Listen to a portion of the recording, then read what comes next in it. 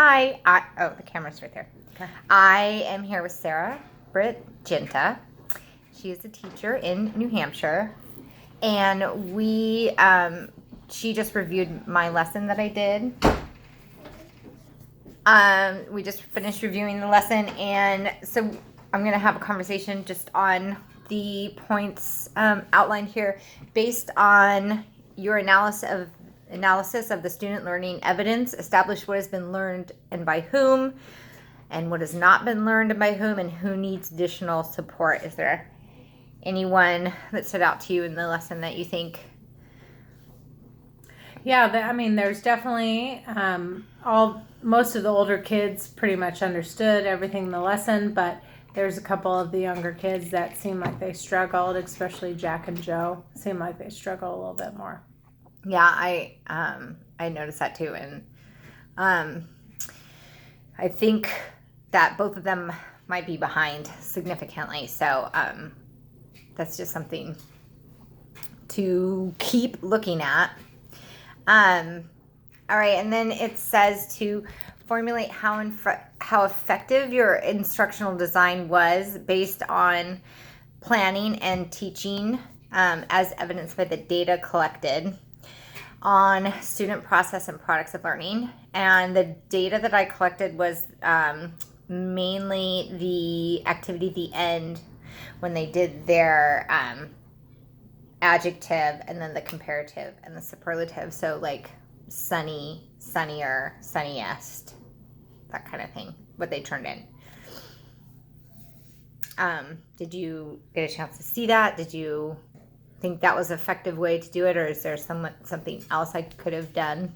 No, yeah, I think it was absolutely effective. I just think with Joe and Jack just need a little more additional support because they didn't quite seem to grasp it like the other kids. Okay. And then, so moving forward, how will you plan differently based on your knowledge of student learning characteristics? And what additional differentiation strategies and multi-tiered levels of support will you consider? One of them I had said that the students that I identified as needing more support, taking more time with them before and after the lesson, reviewing and then going over what they just learned after they learned it. And then, is there anything else you can think of? Yeah, just more review and maybe some breakup over the subject, and maybe stretch the lesson over a week. Yeah, I thought that too, that it was such a big idea to teach in 20 minutes that it probably should have been broken down into smaller concepts over the course of a week rather than all in one, especially like for some of the kids who didn't have prior knowledge. That's hard to teach a lesson about comparatives and superlatives when they don't even know what an adjective is or understand the concept of adjective. Yeah. So I think that's a good idea, and I think it should be broken up and started with a whole day of review on adjectives and what they are. Yeah. Anything else? Yeah, I did see in your plan that you had a rap or a song, but I didn't quite see it. Yeah, I forgot to show it in my lesson, but I found a rap on comparatives and superlatives, and I think if I had that in my initial plan, but I left it out because I was rushing already to fit that much stuff into one lesson. So if I did break it up, I could do more fun stuff like that, like the song and the book and everything else I intended to do. I think it was too much for just the 20 minutes that I had. And even the 20 minutes I had was not a lot of their attention because they're third graders. So Right. I think, They're all over the place. yeah. I, let me see, hold on. Okay, so how effective were my practices, and what will I keep, what will I improve, and what will I discard? I thought that the elements of the lesson, the book that I read, and the anchor chart and the rules, I think all of those things were good at teaching the concept of the lesson. So I think I would keep all of that, but the activity at the end, I think, could use some work.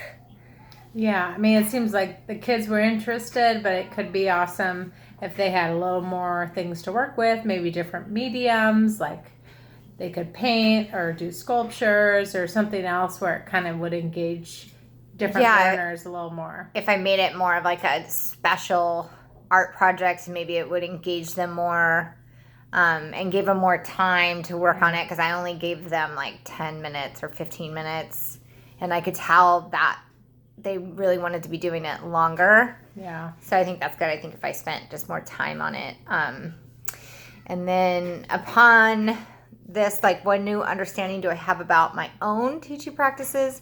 And just from my reflection, I just was saying that that I didn't have regular norms or expectations because it wasn't my regular class. And so I think if I was a teacher in a classroom, I think that is a big thing too, which I'm sure you know, the importance of like having those established and really well known would be really helpful. Yeah. And I think like right. Yeah, so it looks like in the video that I observed, it looks like some of your lesson was rushed and you're trying to just kind of get through it. You weren't really there engaging some of the kids.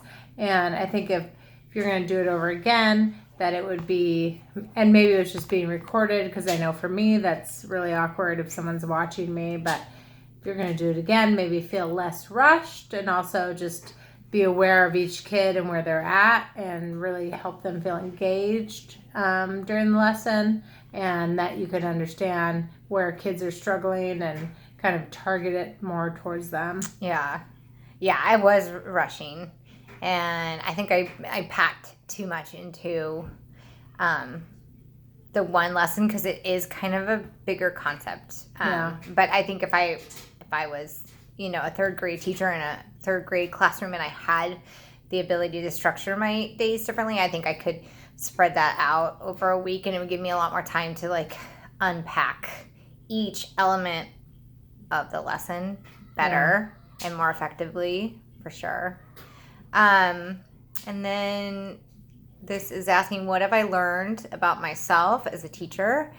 And I just said that I have a lot to learn about being a teacher, and that I probably had higher expectations for the students than they gave me, because partly is because I didn't know some of them before.